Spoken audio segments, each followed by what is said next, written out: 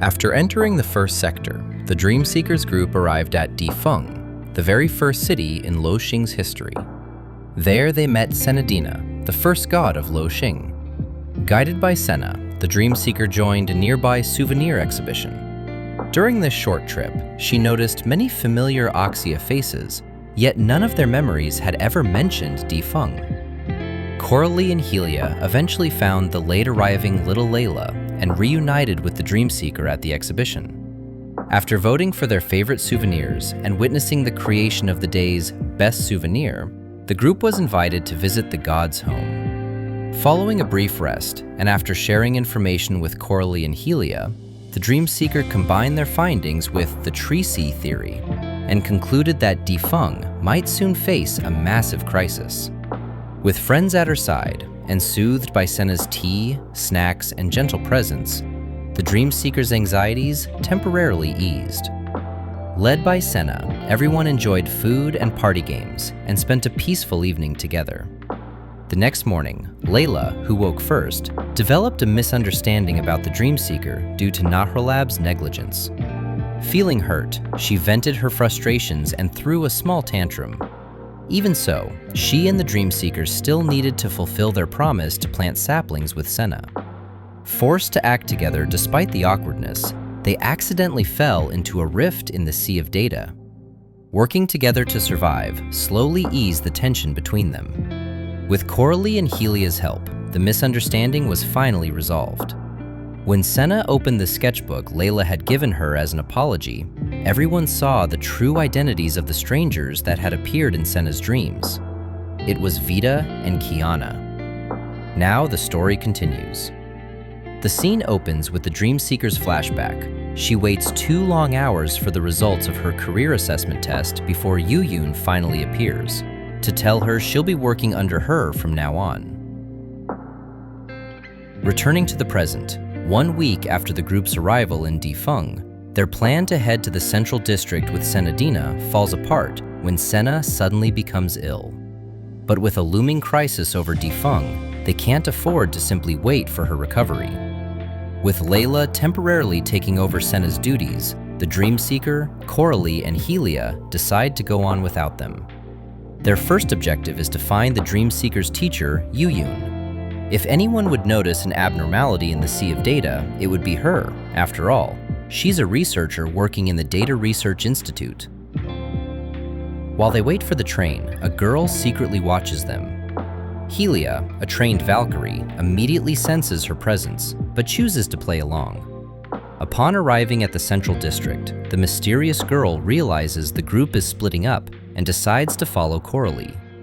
When Coralie heads toward the dock, the girl assumes Coralie is about to jump and tries to stop her, only to realize it was actually a trap. When Helia and the Dream Seeker question her, the Dream Seeker recognizes the girl. It's her teacher, Yuyun. Of course, she doesn't reveal she is from the future. The Dream Seeker asks Yuyun to guide them around the Data Research Institute so they can search for clues about the impending crisis. However, Yuyun, already at odds with the Institute, gives an excuse that she can't bring unauthorized personnel inside. Instead, she decides to take them to her secret base.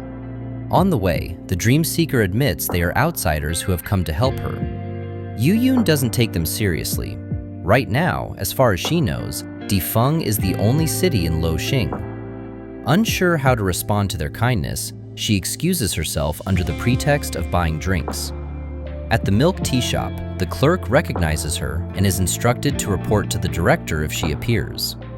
Before the director can arrive, the Dream Seeker pulls Yuyun away and they flee to the Central Park. There, the Dream Seeker shares stories about her teacher, not knowing to Yuyun that teacher is herself.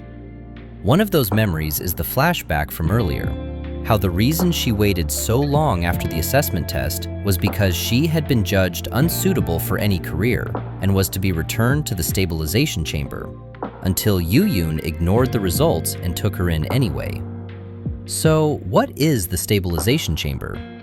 The stabilization chamber is where entities born from the Sea of Data are observed and evaluated to determine whether they can live normal lives.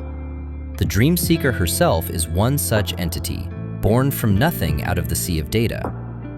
At Yuyun's secret base, she allows them to look through her equipment and documents.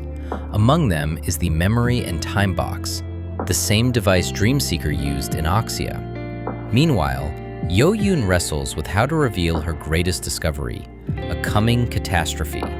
She has detected accelerating sea of data erosion and begged the Institute for help, but no one believed her. At last, she finds the courage to confide in the Dreamseeker, Helia, and Coralie. Her device, ominously named We Have No Future, predicts Defung's destruction in just 22 days. It also confirms the Dreamseeker's earlier suspicions about the increasing number of rifts. Unburdened at last and relieved to finally be believed, Yuyun breaks down in the Dreamseeker's arms. After crying her heart out, she composes herself and turns everyone's focus back to the crisis. Their initial plan is to evacuate the citizens and shelter them in the library, while the Rift Special Forces handle the Rift outbreaks. However, they'll need the Institute Director's support, and given Yuyun's strained relationship with him, this will be difficult. So they devise a bold plan. Lure the Director to the secret base under the pretense of turning in the wanted Yuyun. Helia is assigned to act as the lure, but being an honor student, she instead chooses to tell him everything honestly. After reading Yuyun's manuscripts and listening to her findings, the Director finally understands. With the Director's support secured, the group heads to the library to prepare it as a shelter. With the shelter ready, everyone enjoys a much-needed night of rest. But at dawn, dozens of rifts suddenly erupt across Defung, a sign that the entity behind the tsunami has begun to move. Two plans must now unfold at once: evacuation and rift suppression, so everyone splits up to act. After successfully closing several rifts, a red projection appears before the Dreamseeker. It claims to be a member of the Rift Special Forces, but she was supposed to be alone in that area. A call from Helia and Coralie reveals that Yuyun had given her communicator to an evacuating citizen. They ask the Dreamseeker to find her. When she mentions the red projection, neither of them can see it. It wasn't until later that Dreamseeker realized the red projection was a record of Defung's previous cycle. Eventually, the Dreamseeker locates Yuyun. Once the rifts are closed and communication is restored, Yuyun broadcasts the situation across Defung and successfully persuades everyone to seek shelter. She distributes energy bracelets capable of forming a supportive energy web in battle. At last, they move to close the final rift and confront the monster behind the tsunami.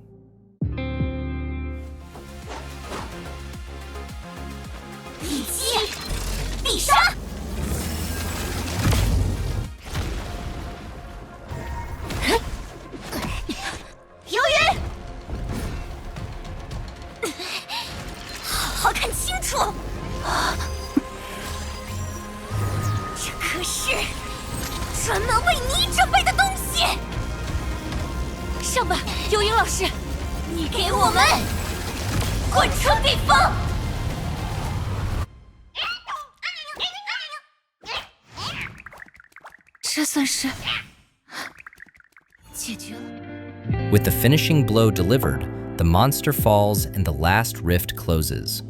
Peace returns to Defung, and all that remains is to wait for the 22-day countdown to run out, so everyone can finally go home. But reality has other plans. When the 22 days pass, the countdown suddenly restarts. Later, Senadina summons everyone to the wishing tree in the memorial hall. 末日倒计时再度重启，那未来的样子似乎也足够清晰了。来许愿树前吧，我想和大家说说话。所以这到底算什么？每隔一段时间，地方就会遭遇一次这种规模的灾难，那希娜一直以来是怎么度过的？别说了，克拉丽。希娜，作为神明，提安娜小姐远比我称职得多。他为我带来了一心的拯救者，做到了他所能做到的一切。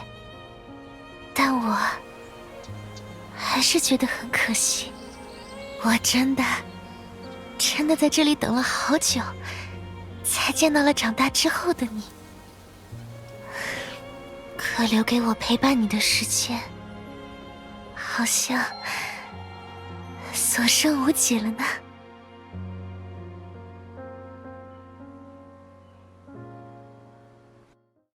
是啊，如果道路通向这样的未来，他就理应偿还从你身上夺去的所有时间。我明明早就把正确答案告诉你了，希纳蒂亚。既然你仍然不愿接受，我也只好代而行之。啊！